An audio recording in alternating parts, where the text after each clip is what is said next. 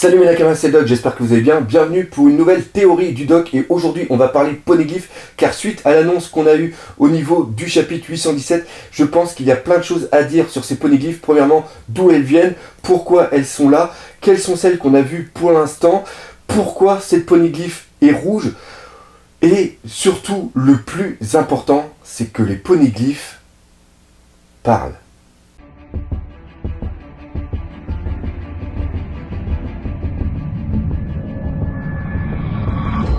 Alors déjà, qu'est-ce qu'un poneglyphe? Un poneglyphe est une sorte de stèle géante sur lesquelles il y a des inscriptions qui sont écrites dans une langue inconnue et elles ont pour but tous d'être réunies et une fois qu'elles seront réunies, elles permettront de créer la Rio poneglyphe qui justement racontera l'histoire qui s'est passée pendant le siècle oublié, c'est-à-dire une période qui date de 800 à 900 années. Cependant, le gouvernement mondial a absolument interdit toute recherche sur les poneglyphes et parlez-en à la mère de Robin, ah bah non, elle est morte. Bah parlez-en sinon aux archéologues de O'Hara,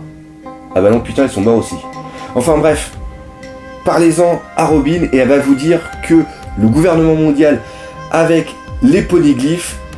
putain ils sont un tout petit peu tatillons. Il y a pour l'instant 7 poneglyphes de connus entre guillemets dans l'univers de One Piece. La première est celle d'Alabasta qui indiquait justement l'emplacement de l'arme Pluton. Deuxièmement, il y avait celle qui était dans le beffroi de la cloche d'or de la cité de Chandora qui elle indiquait où était l'arme de Poséidon. Après on avait celui qui était présent sur l'île des hommes poissons et ce poneglyphe était en vérité une lettre d'excuse de Joy Boy par rapport justement au peuple des hommes poissons qui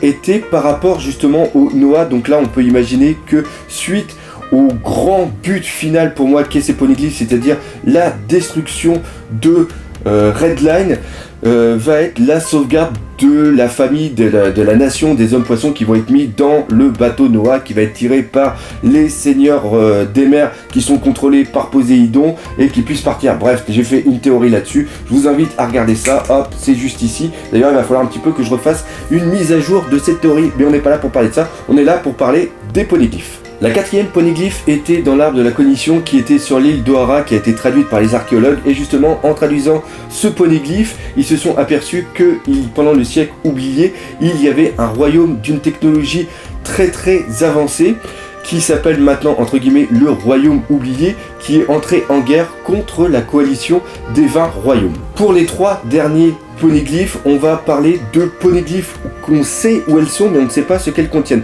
Donc premièrement on a le poneglyphe qui a été vu dans une forêt avec Neko Robin étant adolescente. Après on a celle qui est remontée, qui était dans des ruines des fonds marins mais qui a été remontée par Wadatsumi, je crois que c'est comme ça son nom, et maintenant qui est en position de Jinbei, donc c'est sûr et certain qu'à un moment, quand il va voir le retour de Jinbei dans l'équipage des Mugiwara, que Robin va pouvoir décrire ce poneglyphe, et le dernier poneglyphe est une poneglyphe rouge, voire même écarlate, qui est présent dans l'arbre de la baleine. Parmi toutes ces poneglyphes, on peut déduire qu'il y a 2 sortes de poneglyphes. Il y a la poneglyphe de localisation qui va dire justement où est une arme antique. Pour rappel, il y a pour l'instant connu 3 armes antiques. Il y a Uranus, Pluton et Poséidon. Et pour l'instant, on n'en connaît seulement que 2. C'est-à-dire qu'on connaît que Pluton qui est les dessins d'un bateau tellement gigantesque qui est capable de détruire une île entière. Et deuxièmement, Poséidon. Poséidon est une sorte d'incarnation qui est faite là dans la princesse Chiadori qui elle a le pouvoir justement de contrôler les seigneurs des mers. La dernière arme qui est celle d'Uranus, pour l'instant on ne sait pas encore leur utilité. Donc là on a vu qu'il y a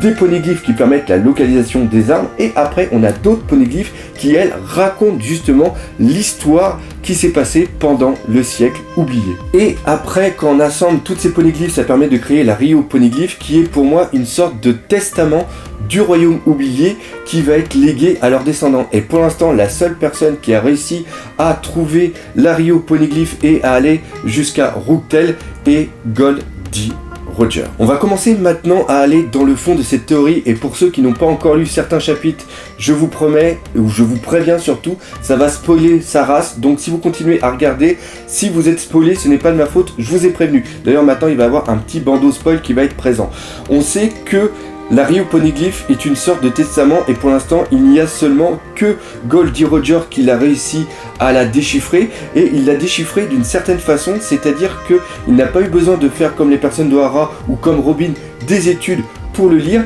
il a tout simplement réussi à le lire car pour moi il est un dit et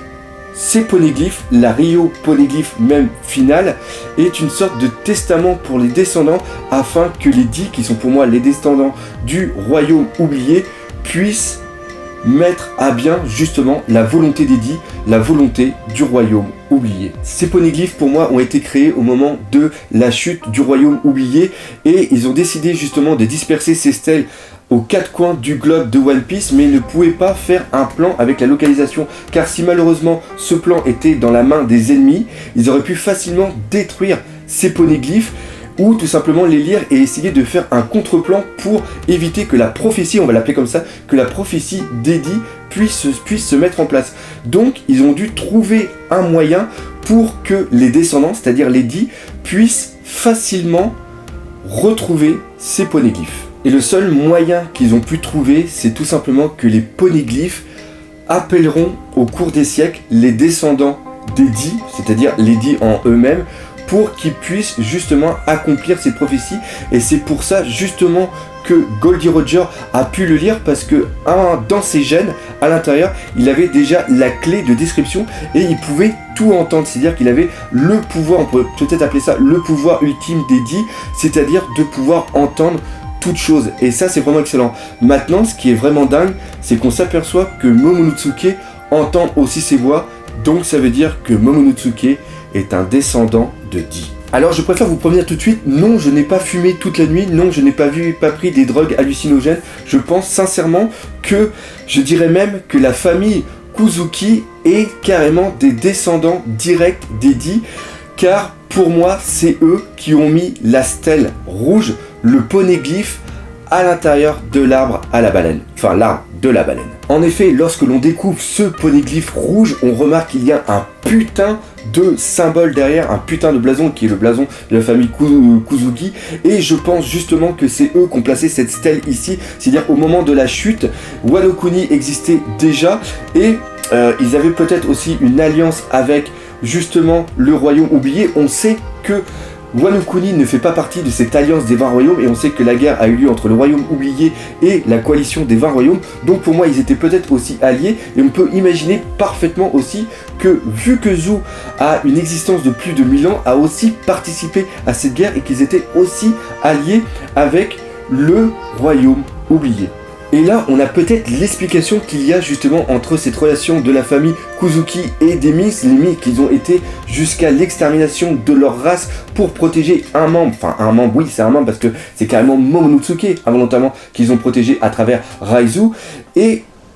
on peut comprendre ça, c'est que, imaginons justement que, comme je l'ai dit tout à l'heure, c'est-à-dire que le royaume oublié est en guerre contre la coalition des 20 royaumes et le royaume oublié est allié au pays de Wa et aussi des Minks. Quand il y a eu la chute justement du royaume oublié, la coalition des 20 royaumes a voulu aussi exterminer la population des Minks et c'est par l'intervention qu'il y a eu de la famille des Kuzuki qu'on peut parfaitement imaginer qui était en charge de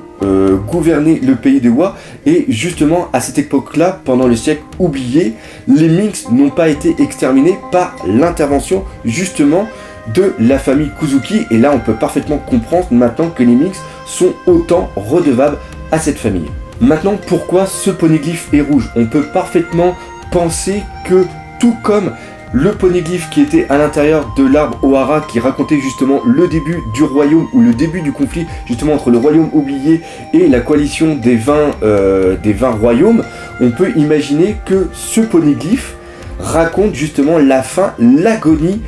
et la destruction tout simplement du royaume oublié et c'est pour ça qu'elle est en rouge parce qu'elle est teintée justement du sang des habitants du royaume oublié et peut-être qu'à l'intérieur d'elle il y a toute cette agonie, tout ce cri justement de vengeance du royaume oublié. Et ce qui est vraiment génial, c'est qu'on s'aperçoit que plus Momonosuke va grimper au niveau de l'arbre de la baleine, plus il va entendre justement ces cris. On sait que le père de Momonosuke entendait aussi ces cris d'agonie. On remarque aussi, ça c'est vraiment très important, Ichiroda ne laisse jamais rien au hasard, c'est que pendant que Kinemon parle justement à Momonosuke en lui disant tu entends ces voix, on voit justement juste à côté une case avec l'eau qui a l'air assez assombrie, donc on peut imaginer que lui aussi étant un Di, il entend cette voix. Bon, Luffy il l'entend pas, mais lui, Luffy il est tellement dans la mentalité de vouloir rencontrer le ninja qu'il occulte tout ce qu'il y a tout autour. On sait aussi que Goldie Roger a été présent sur l'île de Zou, parce que vu qu'il a vu la Rio Poneglyph, ça veut dire qu'il a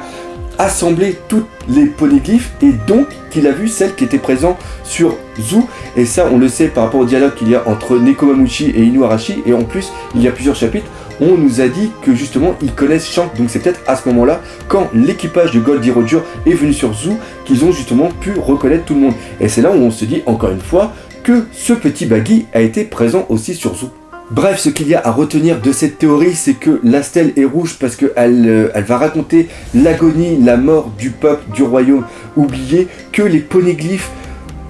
ont une sorte de cri, ont une sorte de son qui est seulement perceptible par les personnes qui ont cette volonté de Di à l'intérieur d'eux. Donc c'est comme ça justement qu'ils peuvent retrouver les poneglyphes, que les poneglyphes assemblés sont une sorte de testament du royaume oublié, et aussi que la famille Kuzuki sont des descendants directs du royaume oublié et que c'est eux qui ont mis cette stèle, ce Rio Poneglyph à l'intérieur de la baleine. Petite mise au point avant de terminer cette vidéo, c'est tout simplement pour vous dire que maintenant je vais sûrement sortir les critiques analyses et aussi les théories le dimanche, car tout simplement je veux vous faire des critiques analyses qui aient de la gueule et aussi des théories qui aient de la gueule, donc il faut que je fasse pas mal de recherches. Donc je ne vais pas bâcler mon travail pour seulement avoir la primauté de vous sortir quelque chose rapidement. Je veux faire un travail qui est carré encore une fois, donc c'est pour ça, et je trouve aussi que c'est peut-être sympa de se donner un rendez-vous tous les dimanches pour vous faire justement la critique, analyse